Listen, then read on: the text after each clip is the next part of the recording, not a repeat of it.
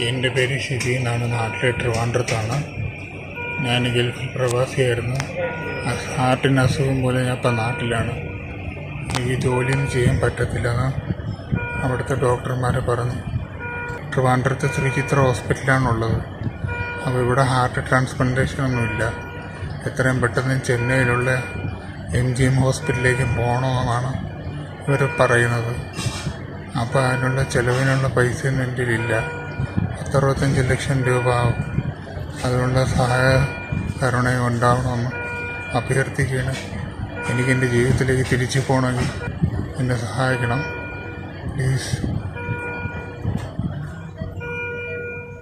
Hello friends, இவங்க என்னோடய அண்ணா. 5 வருஷமாக ஹார்ட்டு ப்ராப்ளமாக ஹாஸ்பிட்டலில் ட்ரீட்மெண்ட்டுக்கு இது பண்ணிகிட்டு இருந்தாங்க. இப்போ அவங்களுக்கு ஹார்ட்டு ட்ரான்ஸ்பிளான்ட் பண்ணுறோன்னு டாக்டர் சொல்லிட்டாங்க. இது மட்டும்தான் ஒரே ஒரு ஆப்ஷனு.